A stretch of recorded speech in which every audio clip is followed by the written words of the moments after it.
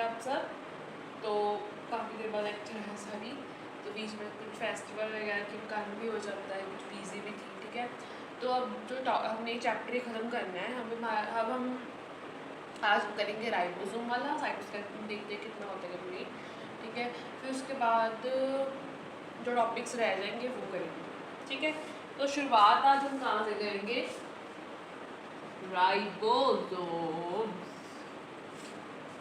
तो राइबोसोम्स के बारे में हम क्या लिखेंगे सबसे पहले कि राइबोसोम्स डेंसली स्ट्रक्चर्ड है। डेंस मतलब डेंसिटी है, मतलब काफ़ी डेंसिटी वाले हैं। दे आर डेंसली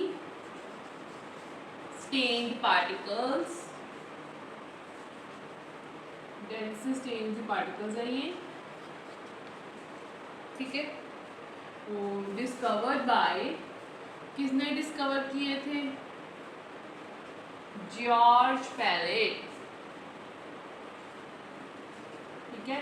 तो ये कहते हैं कि काफ़ी ये ऑर्गेनली है, राइबोसोम जो है हमारे सेल में ऑर्गेनली होती है।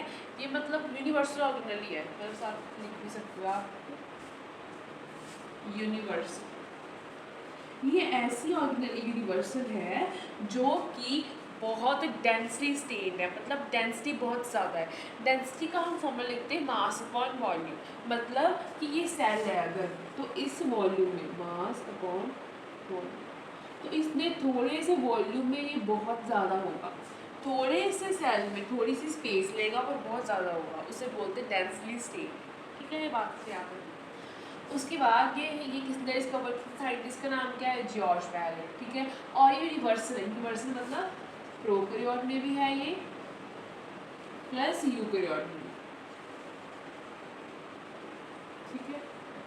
इसके बाद ये कैसी ऑर्गेनली है? मेम्ब्रेनलेस, इससे कोई भी मेम्ब्रेन नहीं होती। मैं बताऊँगी कैसे बनती है ना, फिर बताऊँगी इसकी मेम्ब्रेन क्यों होती है, ठीक है। उसके बाद मेम्ब्रेनलेस है और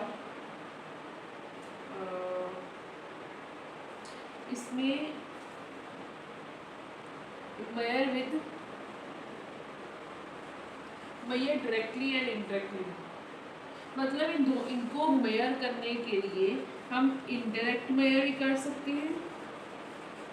इनको इनडायरेक्ट मतलब कि देखो, अब हम किसी को ऐसे देख के कह देते हैं बड़ा पतला है ना, पर ये क्या कहते हैं इनडायरेक्ट वे से, है ना। डायरेक्ट हम कैसे करेंगे? उसका पूरा वेट लेंगे, हाइट लेंगे, फिर देखेंगे कितना फिट है ना। ये बाहर से सब अच्छे लगते हैं, अंदर किसी को प्रॉब्लम हो जाती है ना। तो वो क्या होता है, डायरेक्टली हम देखते हैं वैसे देख कि हाँ ठीक ही है ना। पर इनडायरेक्टली कैसे होता है? जो ऐसे कहते हैं डायरेक्टली मतलब पूरा चार्ज होता है ना। ऐसे कुछ राइबोसोम को देख के कहते हैं कि ऐसा यूकैरियोट होगा या प्रोकैरियोट होगा, कुछ को पूरा मेयर वगैरह कर, ठीक है। और क्या लिखना है इसका पॉइंट आगे?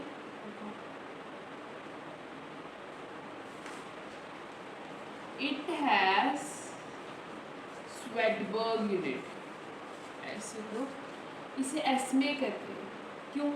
स्वेडबर्ग ने यूनिट है इसकी जिससे हम मेयर करते हैं। कैसे? सेडिमेंटेशन कोफिशिएंट, ठीक है। सेडिमेंटेशन कोफिशिएंट को देखो, जैसे हम कहते हैं किलोमीटर, मीटर, सेकेंड, ऐसे ही हम जैसे ही सेडिमेंटेशन कोफिशिएंट को नापते हैं तो उसकी कहते हैं कि इतना स्वेडबर्ग यूनिट है, ये इतना स्वेडबर्ग है, इसका नाम है, ठीक है। तो हम क्या नाप करते हैं? एक मिनट पहले ये बात लिखिए, ठीक है। और क्या लिखना है हमें? पहले मैं थोड़ी सी वो हो गया, ऑर्गेनेली विद ऑर्गेनेली, ये ऐसी ऑर्गेनेली है जो ऑर्गेनेली के बीच में ऑर्गेनेली है, मतलब कि ऐसे लगता है कि दो ऑर्गेनेली साथ साथ नहीं है, पर ये साथ साथ में नहीं, ये ऐसे रंग बना हुआ, ठीक है। तो प्रोकैरियोट और यूकैरियोट वाली में थोड़ा थोड़ा डिफरेंस है, इतना नहीं है, तो वो देखेंगे, है ना। उससे पहले हम देखते हैं कि हम इसे मेयर कैसे करते हैं। अगर मैं लिखूँ डायरेक्टली तो सीधे तरीके से हम कैसे मेयर कर सकते हैं? सेडिमेंटेशन कोफिशिएंट, देखो मैं बताती हूँ। जैसे हमने सपोज राइबोसोम एक्सट्रैक्ट कर लिया, है ना, हमने मशीन चलाई, ये पार्टिकल्स के हिसाब से, है ना, तो हमने मशीन चलाई, तो ग्राइंडर टाइप की मशीन थी, सेडिमेंटेशन कोफिशिएंट देखना है तो उसने, तो जो नीचे पहले बैठ गया वो हाई होगा सेडिमेंटेशन कोफिशिएंट उसका, ठीक है। जो ऊपर ही रहा उसका लो होगा, मतलब वो हल्का सा होगा, वो इतना डेंस नहीं होगा, उसकी स्वेडबैक रेट कम होगा, है ना। तो इससे हम पता चलता है इसकी सेडिमेंटेशन। जैसे सेडिमेंटेशन होता है कि जो भारे पार्टिकल नीचे हो जाते हैं, लाइट वाले ऊपर आ जाते हैं, बस वही चीज़ है उसके में। ठीक है, इनडायरेक्टली नहीं,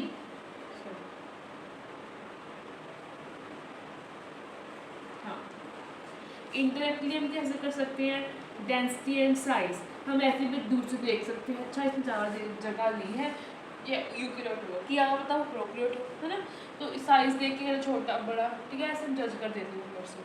असल असल थोड़ी पता होता है कि कौन सा बंदा कैसे है, वो जज नहीं कर देते, बस वही हम राइबोसोम के साथ करते हैं। ठीक है, आगे देखते हैं। जो राइबोसोम है वो दो चीज़ों में होती है, पहले प्रोकैरियोट कहा मैंने, यूकेरियोट। ठीक है, जो यूकेरियोट है उसमें जो है मोटू वाला होगा राइबोसोम, क्योंकि उसमें काम तो ज़्यादा होंगे, मतलब डेंसिटी किसकी ज़्यादा होगी हमारी, यूकेरियोट में। तो यहाँ लिख लो, eukaryote ribosome has more density and size. हमने ऊपर से देख के पता कर लिया, देख लो, क्योंकि हमने मेजर भी किया था, और मेजर करके कितना आया, इसका कितना स्वेट पर यूनिट है, देखो इसका 80s, इसका है 70s। ठीक है, अब मैंने यहाँ पर ऐसे दो हिस्से बनाए थे, तो मतलब एक छोटा हिस्सा होगा, एक बड़ा हिस्सा होगा, एक छोटे से गिरेगा, एक बड़े से गिरेगा। ठीक है, तो छोटे वाले का क्या है 30s, बड़े वाले का 50s, यहाँ पर छोटे का 40s, 60s। ठीक है, तो ये बच्चे पता क्या करते हैं, 50 + 30 कितना होता है 80, में यहाँ पर 70 के लिखा है, ऐसे करते हैं। तो वो बेटा इनका सब नहीं है, हमने पहले इकट्ठे को गिरा कर देखा, फिर उसकी मतलब सेडिमेंटेशन चेक की, कितना कोफिशिएंट आ रहा है सेडिमेंटेशन का, है ना। तो फिर यूकेरियोट को गिराया, प्रोकैरियोट को गिराया, फिर उसके अलग अलग छोटे छोटे पार्टिकल, बड़े बड़े पार्टिकल, ऐसे करेंगे। ठीक है, तो यहाँ पर ऐसा होता है। और इसमें है हमारा, इसमें कौन कौन से छोटे छोटे और छोटे छोटे अगर पार्टिकल्स हो जाए तो उनकी स्वेटबैक यूनिट क्या आ जाती है, यहाँ पर लिखो 5s, 16s, 28s, यहाँ पर 5s, 5.8s, 18s। ठीक है, यहाँ पर 4 के बड़ा वाला साइज। ठीक है, उसके बाद राइबोसोम की डेंसिटी भी लिख ली और ये भी लिख लिया। अब सपोज ये सेल है हमारा, और यहाँ पर क्या है हमारा जेनेटिक मटेरियल। ठीक है, कुछ जेनेटिक मटेरियल में क्रोमोसोम ऐसे होते हैं, लाइक 13 हो गया, तो ऐसे कुछ मतलब क्रोमोसोम होती हैं जो यहाँ पर अलग से पेयरिंग कर लेते हैं। ठीक है, ये पेरेंटल क्रोमोसोम होते हैं, मतलब ये मदर फादर के होते हैं, ये कॉम्बिनेशन वाले होते हैं। ठीक है, जब ये आपस में यहाँ पर पेयरिंग कर लेते हैं, मतलब ऐसे पेयरिंग बनाते हैं, तो इससे एक स्ट्रक्चर बन जाता है, इसे बोलते हैं न्यूक्लियोलस। और ये न्यूक्लियोलस ही इस राइबोसोम को बनाता है। ठीक है, ये होते हैं वही जेनेटिक मटेरियल है, वही है, पर इनमें से कुछ जो चुने हुए हैं वो यहाँ पर आ जाते हैं। ठीक है, तो हर एक सेल में ऐसा होता है कि यहाँ पर न्यूक्लियोलस, इसकी मेम्ब्रेन ही नहीं है। ठीक है, तो ये मेम्ब्रेनलेस, खुद मेम्ब्रेनलेस है, तो हमारा राइबोसोम कैसे मेम्ब्रेन बना सकते हैं, है ना, ये खुद ही मेम्ब्रेनलेस है। ठीक है, तो यहाँ पर क्या होता है, जैसे आपको पता है कि हर एक जो जेनेटिक मटीरियल है, लाइक DNA से RNA बनता है, RNA से प्रोटीन बनते हैं, है ना, ये आपको प्रोसेस पता है मेनली। तो ये DNA है हमारा।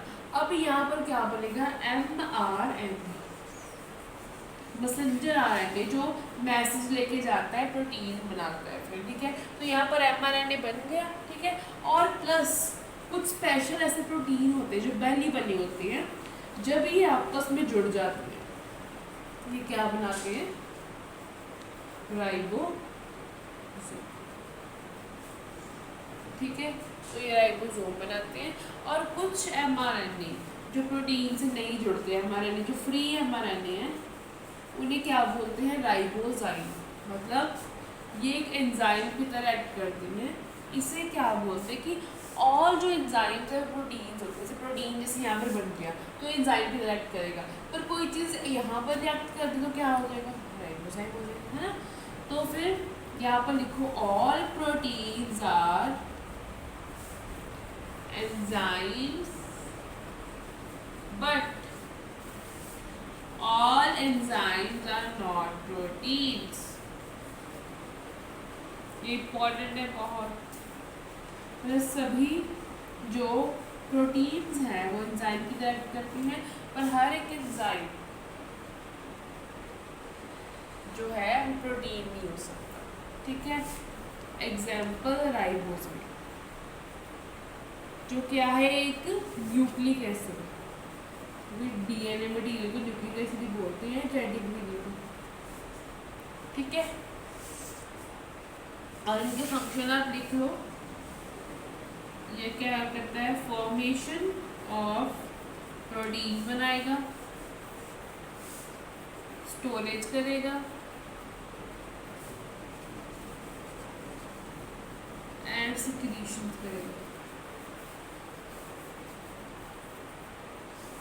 ठीक है, तो यहाँ पर हमारा राइबोसोम पूरी तरह खत्म हो जाता है, डेंस स्ट्रक्चर पार्टिकल है और ऐसे फॉर्म हो जाता है बिल्कुल, और आगे स्ट्रक्चर अपने बनाता है, कोई प्रोकैरियोट में अलग होता है, यूकैरियोट में अलग होता है। ठीक है, अब हम देखते हैं नेक्स्ट साइटोस्केलेटन। देखो नाम से ही पता चल रहा है, साइटो मतलब सेल का स्केलेटन, स्केलेटन जैसे हमारा पिंजर होता है ना, वैसे ही उनका ढांचा जो बोलते हैं। तो यही ऐसे ही हमारे सेल को भी कोई मतलब फ्लेक्सिबिलिटी दे रहा है, कोई इसको स्ट्रेचिंग सा करवा रहा है, मसल्स है जैसे सेल की, है ना, मूव होता है साइड उसके। ठीक है, तो क्या लिखना है पहले, they are proteinaceous filaments help in motility, maintenance of cell shape, movement, तीनों एम जो है इसमें यूज। ठीक है, मूवमेंट करवाएगा, मोटिलिटी है, ठीक है, और मेंटेनेंस ऑफ सेल। मूवमेंट ही ऐसे जो सपोर्ट करेगा, मतलब मूवमेंट, मेंटेनेंस ऑफ सेल, ठीक है, मेंटेन करेगा सेल की शेप और सपोर्ट देगा सेल के स्ट्रक्चर। ठीक है, तो उसके बाद सबसे पहले जो चीज़ आती है, जो पहला हमारा प्रोटीन का फिलामेंट है, वो कौन सा है, माइक्रोट्यूब्यूल्स।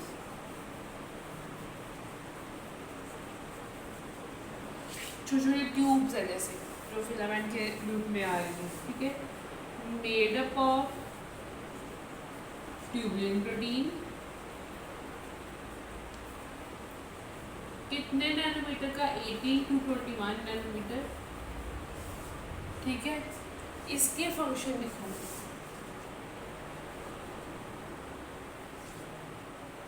तो किस किस में यूज हो सकती है, देखो सबसे पहले साइटोकाइनेसिस। साइटोकाइनेसिस क्या होता है, इन प्लांट्स में लिखना साथ में, जब वहाँ पर साइटोप्लाज्म डिवाइड करता है, इसे बोलते हैं साइटोकाइनेसिस इन प्लांट्स। ठीक है, उसके बाद movement of particles via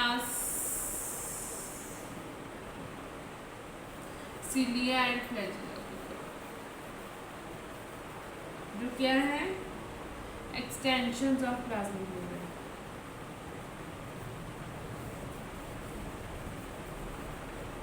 तो ये एक्सटेंशन है प्लाज्मा मेम्ब्रेन की, cilia and flagella। ठीक है, साइटोकाइनेसिस करता है, मूवमेंट ऑफ पार्टिकल्स करती हैं, और शेप की मेंटेनेंस भी हो जाती है। प्रोसेस का नाम था मूवमेंट ऑफ सेल ऑर्गेनेल्स। ठीक है, सेल के ऑर्गेनेल्स को मूव भी करवाना। ठीक है, हमारे बड़े बड़े ट्यूब्यूल्स हैं, देखिए 18 से 21 वाले हैं ना, ये बड़े वाले बड़ी प्लांट साइटोकाइनेसिस करवाते हैं, सेल उनको मूव करवाते हैं, पार्टिकल्स की ऐसे मूवमेंट करवा देते हैं। और मूवमेंट किसकी होती है, क्रोमोसोम। ठीक है, पढ़ा ना, एस्ट्रल फाइबर से खींच देते, बंटवारा कर देती हैं, तो वो कौन करवाता है, माइक्रोट्यूब्यूल्स, ट्यूबुलिन प्रोटीन से। ठीक है, मूवमेंट ऑफ सेल हमने पढ़ा है ट्यूबुलिन प्रोटीन वाला, सेल रिलीज कर देती हैं पार्टिकल्स वाला होता है सेकंड। ठीक है, उसके बाद पढ़ते हैं नेक्स्ट। ऐसे हमने पॉइंट पढ़ा कि सीलिया और फ्लैजिला से मूवमेंट होती है पार्टिकल्स। ठीक है, तो उसके बारे में कुछ और पढ़ते हैं। ये हम बना रहे हैं सीलिया और फ्लैजिला का स्ट्रक्चर, दोनों का एक जैसे होता है, पर डिफरेंस क्या होता है, सीलिया जो होते हैं ज़्यादा होते हैं नंबर में, फ्लैजिला थोड़े होते हैं नंबर में। ठीक है, सीलिया की कोऑर्डिनेटेड मूवमेंट होती है, फ्लैजिला की कोऑर्डिनेटेड मूवमेंट नहीं होती। ठीक है, ये लिख लेना, वैसे नॉलेज होती है बच्चों को इसमें।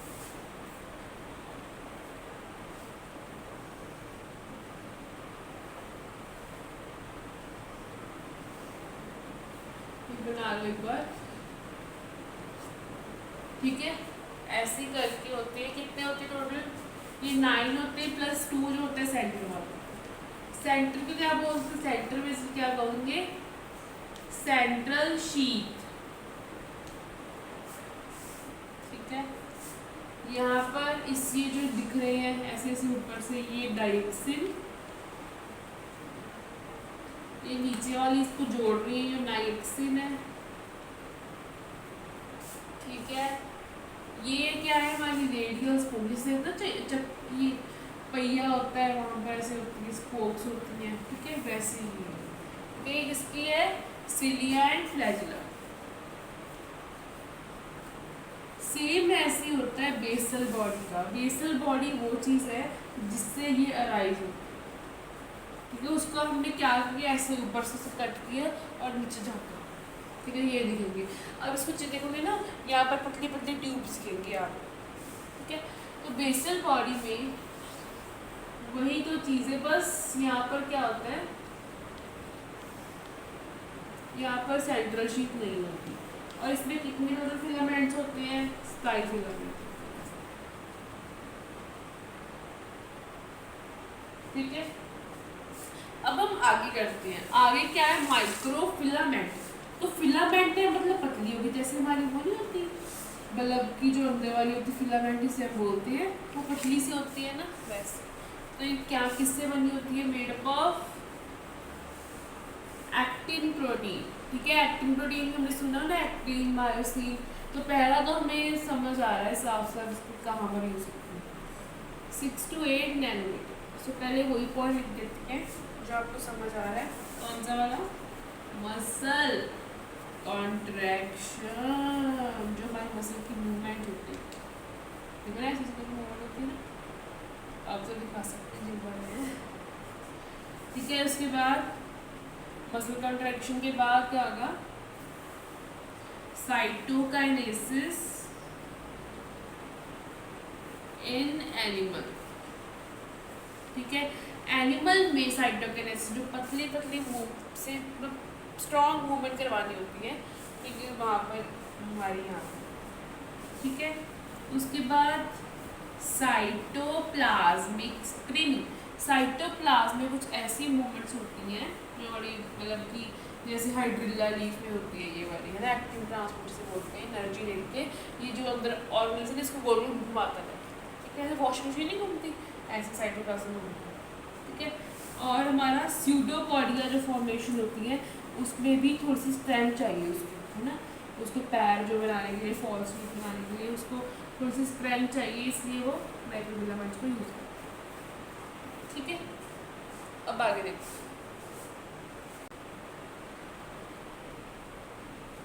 अब है, अब क्या आता है, इंटरमीडिएट, मतलब बीच वाले फिलामेंट ना, इतने बड़े में ज़्यादा छोटे नहीं सकते।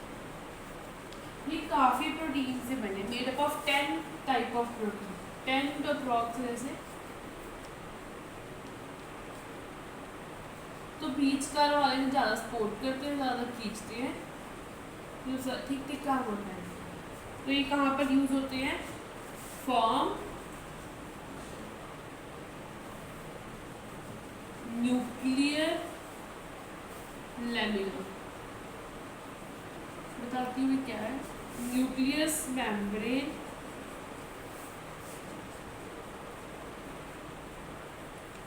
Material get supported by it। अब आपने देखा ना न्यूक्लियस की मेम्ब्रेन होती है, जैसे यहाँ ये सामान पड़ा है सारा, ठीक है। तो यहाँ पर इसकी मेम्ब्रेन जो होती है, तो यहाँ पर क्या आती है, इंटरमीडिएट फिलामेंट्स होते हैं इससे।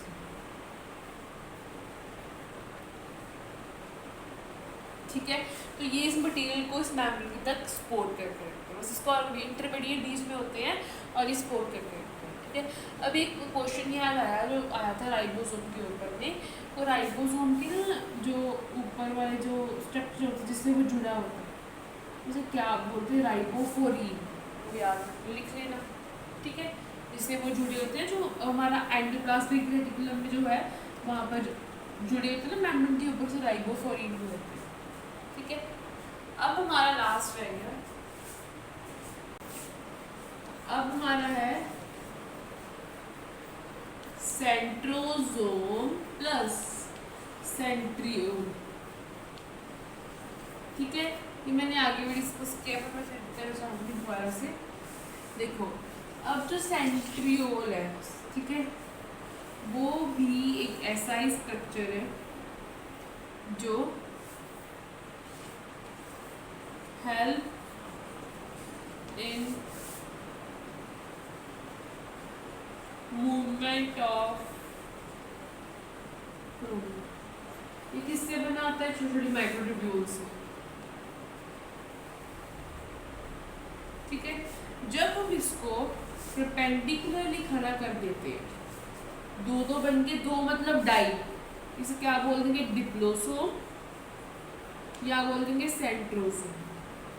कैसे खड़ा करना है, लाई परपेंडिकुलर टू इट। ठीक है, और इसमें क्या होता है, जब इसमें एस्ट्रल फाइबर्स जुड़ते हैं,